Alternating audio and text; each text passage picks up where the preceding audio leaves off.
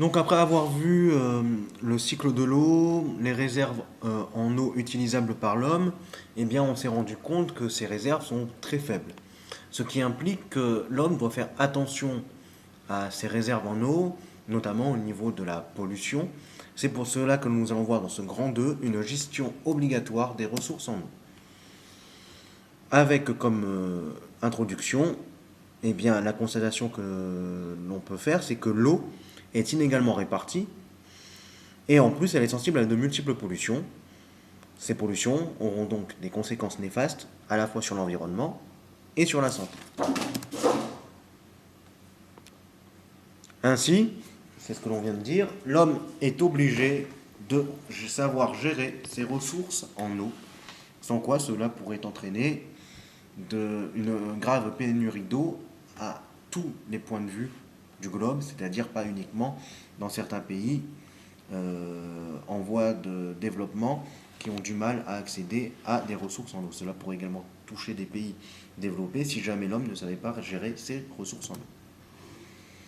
C'était l'objet donc du TP2, et dans ce TP2, eh bien, il y avait le grand A, qui est tout d'abord comment l'homme s'approvisionne en eau douce.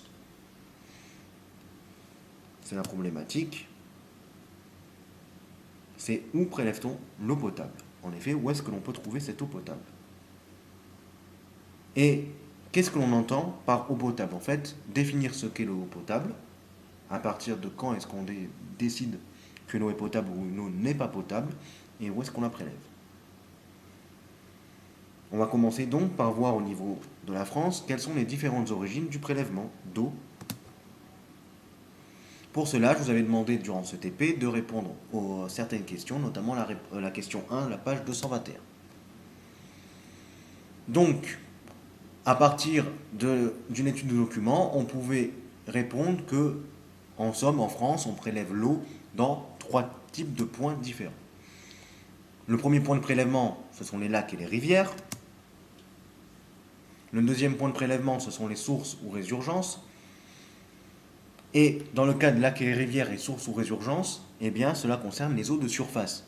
En effet, le troisième point de prélèvement n'est pas une eau de surface, c'est une eau souterraine, puisque ce sont les nappes souterraines qui représentent tout de même la majeure partie de l'eau potable que l'on prélève, puisque cela représente 60% de l'eau qui est distribuée.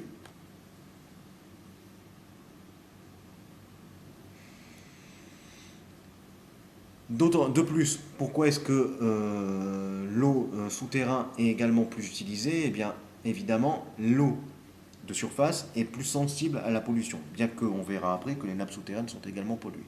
Donc les eaux prélevées dans les lacs et les rivières sont davantage polluées que les eaux de source, ou que celles prélevées dans les nappes phréatiques, ce qui implique qu'elles doivent subir, ces eaux prélevées dans les lacs et les rivières, des traitements qui sont plus complexes avant de pouvoir être envoyées vers les réseaux de distribution.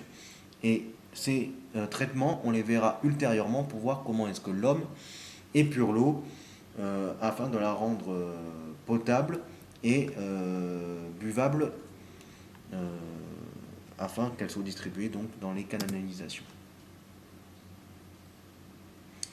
Alors d'abord quelques définitions.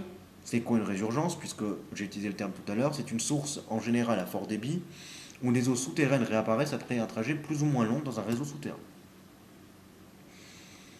Donc on a vu les 3 points de prélèvement. On va s'intéresser maintenant plus particulièrement à l'un d'entre eux, qui est celui qui est la plus grande source d'approvisionnement d'eau douce pour l'homme, ce sont les nappes souterraines. Alors, on va commencer par définir ce qu'est ou ce que sont les nappes souterraines. Pour cela, il y avait à répondre à la question 1 de la page 223.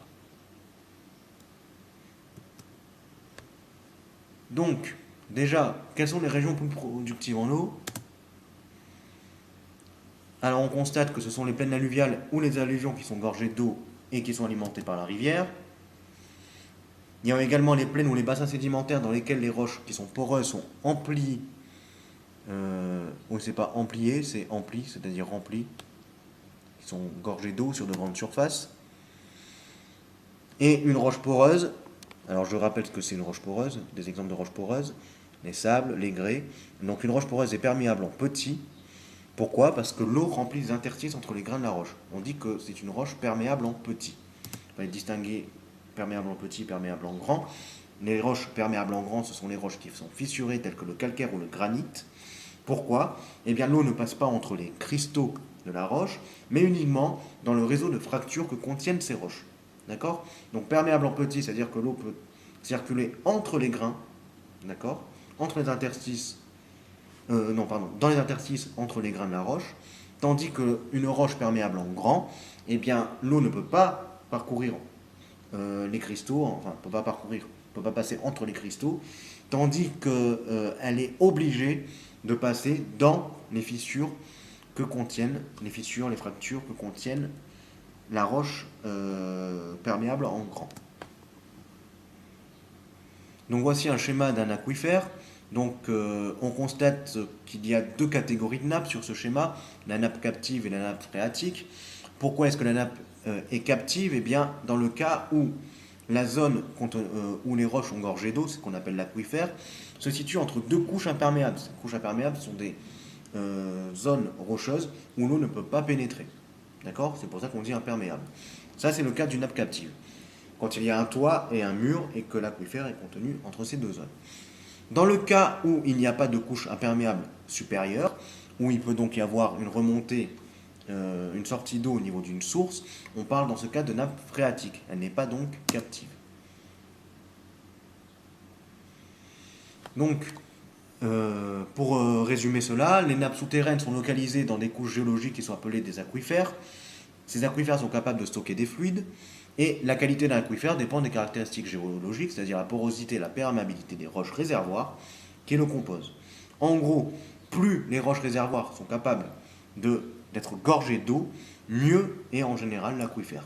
Moins ces roches sont capables de gorger d'eau, et bien plus la quantité d'eau de l'aquifère est moindre, et donc moins il peut être intéressant à être utilisé pour l'homme.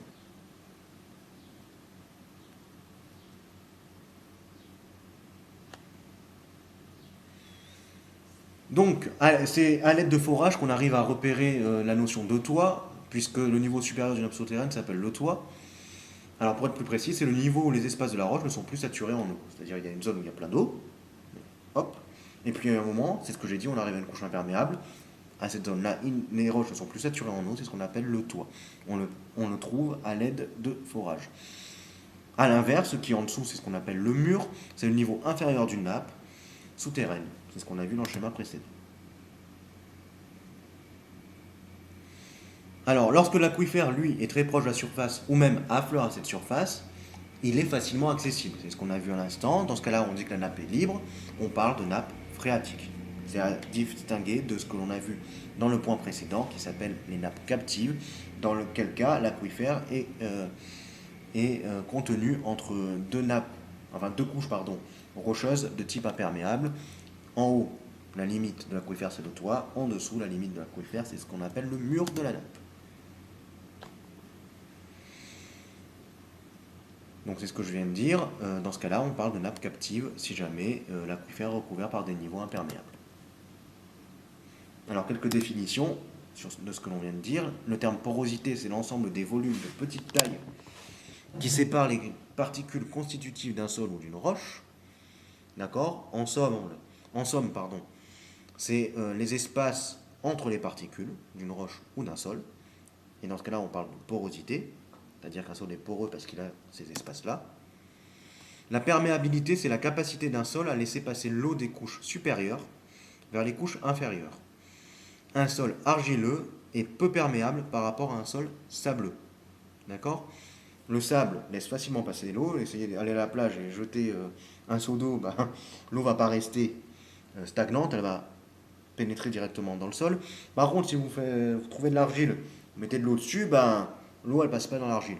Donc dans ce cas-là, on dit que l'argile est peu perméable, alors qu'un sol sableux est bien plus perméable.